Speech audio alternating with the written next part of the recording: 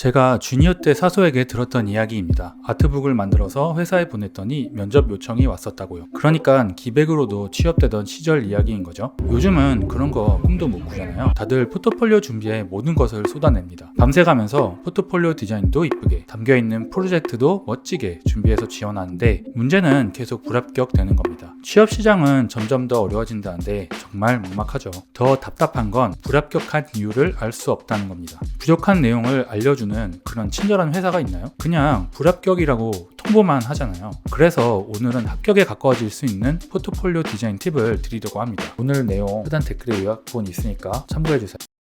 저는 현재 IT 대기업 BX 디자이너로 10년 넘게 일하고 있고 실제 채용 담당자로 지금까지 1000개 이상의 포트폴리오를 심사해오고 있습니다. 그런데 재미있는 사실이 하나 있더라고요. 대부분이 합격 여부가 포트폴리오 디자인이나 포폴에 담겨있는 프로젝트의 문제라고만 생각하는 것입니다. 하지만 실제 심사자들은 한 가지를 더 봅니다. 그건 바로 이 사람과 같이 일할 수 있을까? 이것을 계속 염두하면서 포폴 심사를 하거든요. 면접 때도 마찬가지고요. 생각해보면 당연한 이야기입니다. 회사는 포트폴리오를 선택하는 것이 아니고 사람을 선택하고 뽑는 것이니까요. 그럼 같이 일하고 싶은 사람은 도대체 어떤 사람이야? 라고 궁금해 하실 텐데 답은 간단합니다. 바로 전문가의 분위기를 풍기는 사람입니다. 그래서 포폴에서 얼마나 전문가처럼 보이느냐가 중요합니다. 무슨 너무 뻔한 이야기를 하냐? 모두들 전문가라고 생각하고 당연히 그렇게 포폴을 준비하는 거잖아 라고 할 텐데요. 의외로 전문가스럽지 않은 포폴이 90% 이상입니다. 신입은 99% 이상, 경력직도 상당수의 포폴이 전문가스럽지 않습니다. 그래서 프로의 인상을 주는 포폴을 보게 되면 꽤나 호감이 생기기 마련이고 합격률도 당연히 올라가겠죠.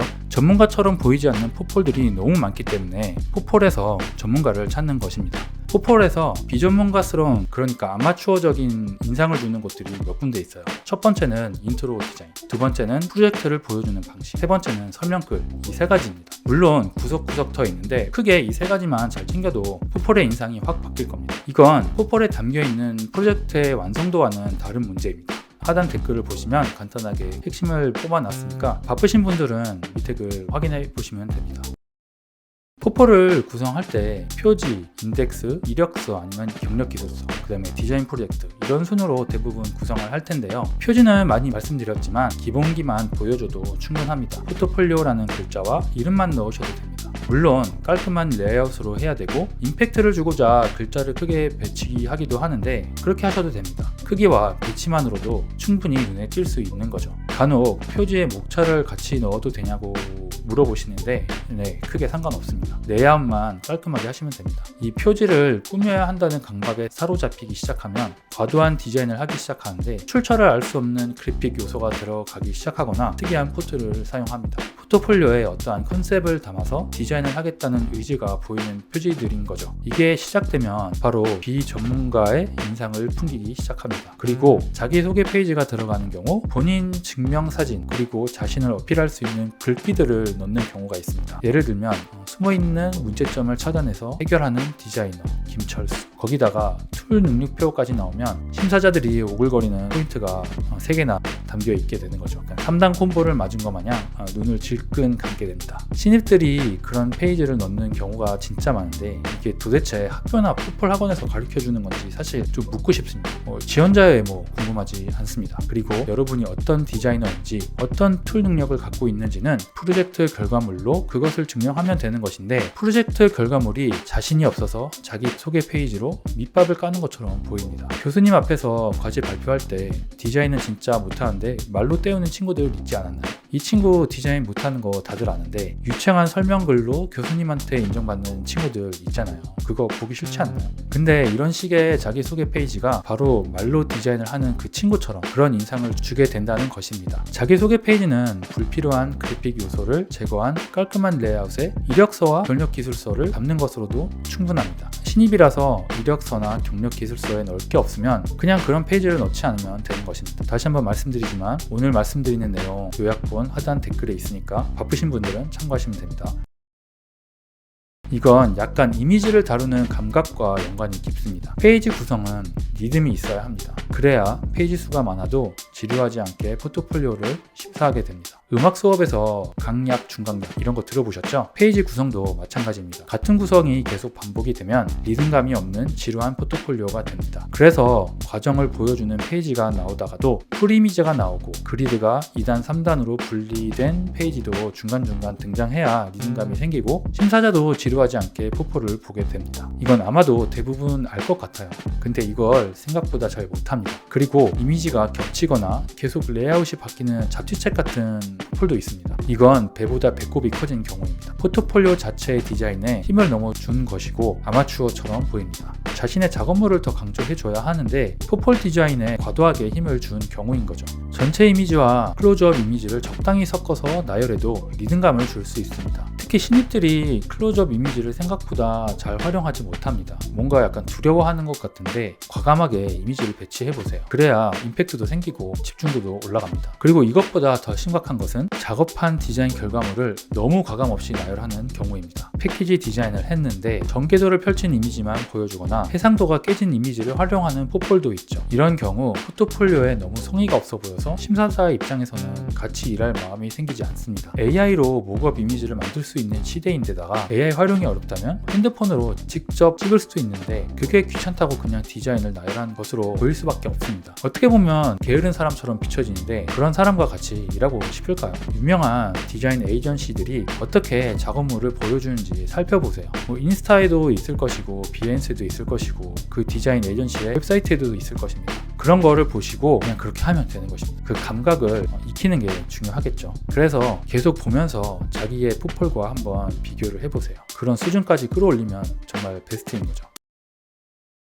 예전에는 프로젝트를 예쁘게만 보여주기만 해도 되었었는데 지금은 그렇지 않죠. 디자인 결과물을 잘 보여주는 것 뿐만 아니라 어떤 문제를 어떻게 해결했는지 그 사고 과정과 작업 프로세스를 보여주는 것이 중요합니다. 그런 페이지를 구성할 때 넣게 되는 것이 설명글인데 이것에 대해서 말씀드리고 싶은 거예요. 제일 좋은 구성이 무엇일까요? 제일 좋은 것은 프로젝트 설명이 시작될 때 시작 부분에서 개요글이 있고 그 뒤에 이미지로만 컨셉과 과정을 이해시키는 것이 베스트입니다. 이미지로만 설명이 어렵다고 판단이 된다면 그때 글을 활용해서 설명글을 추가한다고 생각하시면 됩니다. 그런데 설명글이 쓰기 어렵죠. 시각적으로 커뮤니케이션 하는 게 디자인인데 이것을 다시 말로 풀어야 하는 작업이니까요. 그러다 보니까 설명이 너무 길어지는 경우가 있습니다. 소설, 아니 수필 같은 설명글이 되어버리는 거죠. 되도록이면 함축적으로 핵심만 설명할 수 있는 글을 써주세요. 디자인 기사나 디자인 잡지에 나와 있는 프로젝트 소개글들을 보면서 참고해보세요.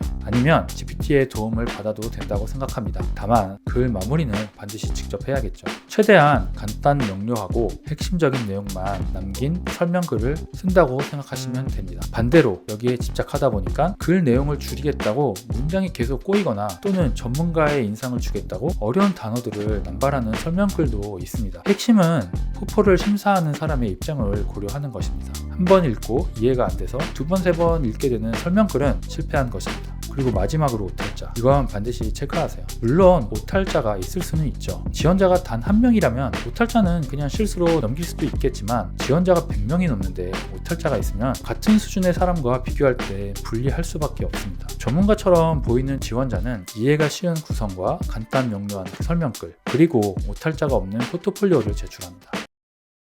지금까지 같이 일하고 싶은 사람의 포트폴리오를 만들기 위해서, 그러니까 전문가처럼 보이는 포트폴리오를 만들기 위해서 체크해야 할 세 가지에 대해서 이야기해 보았습니다. 인트로, 프로젝트를 보여주는 방식, 설명글, 이 세 가지에 대해서 말씀드렸는데 포트폴리오에 정답이라는 것이 없고 말로 제가 설명한다고 해보았지만 이것을 100% 이해해서 적용하는 것도 쉽지 않죠. 디자인 케이스가 워낙 다양하기 때문에 자기 포트폴리오에 어떻게 적용을 하면 좋을지 고민이 될 수 있습니다. 슛을 차는 방법을 글로 아무리 공부해도 직접 차는 연습을 하지 않으면 소용이 없습니다. 그래서 우선 포트폴리오를 만들고 주위 사람들에게 평가 요청을 하라고 추천드립니다. 아무래도 자기 자신은 객관적인 시선으로 자기 포트폴리오를 볼 수 없기 때문이죠. 최소한 친구나 선배에게 한번 물어보세요. 그러나 그게 어렵다거나 그럼에도 불구하고 이게 맞는 방향인지 모르겠다 라는 생각이 든다면 그것 자체가 이미 객관적인 시선이 필요한 신호일 수도 있습니다. 그렇다면 하단의 고정 댓글 링크로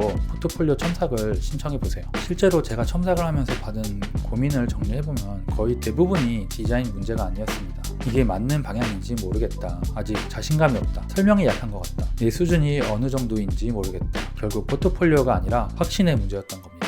그런데 여기서 중요한 문제가 하나 생깁니다. 사람은 자기 포트폴리오를 객관적으로 볼 수가 없습니다. 왜냐하면 이미 수십 번, 수백 번 봤기 때문이죠. 오히려 오래 만들수록 더 안 보입니다. 그래서 어느 순간부터는 수정하면 좋아지는 것 같고 또 다음날 다시 보면 이상해 보이고 그래서 또 수정하고 또 다시 불안해지고 이게 계속 반복됩니다. 실제로 심사자는 하루에도 수십 개의 포트폴리오를 봅니다. 반면 지원자는 자기 포트폴리오 하나만 몇 달 동안 봅니다. 관점 자체가 다를 수밖에 없죠. 기수당 5분 정도만 컨설팅을 도와드리고 있습니다. 한 사람 한 사람 집중해서 가이드를 드리느라 많은 분들을 컨설팅 해드릴 수가 없습니다. 고정 댓글의 링크에 자세한 내용을 정리해 두었으니까 확인해 보시고 현재 취업이나 이직을 진지하게 준비하고 계신 분들은 신청해 주세요. 그리고 사실 제가 첨삭 서비스를 유료로 전환하면서 가장 고민했던 부분이 가격이었습니다. 참고로 유료로 전환했던 이유는 성의 없는 포폴 첨삭 요청들 때문이었습니다. 요즘 취업 컨설팅 시장을 보면 포트폴리오 첨삭 총 3회 수업에 1회 수강권이 12만 원이 넘고 첨삭은 보통 50에서 60만 원 선, 면접 컨설팅은 시간당 30만 원 이상인 경우도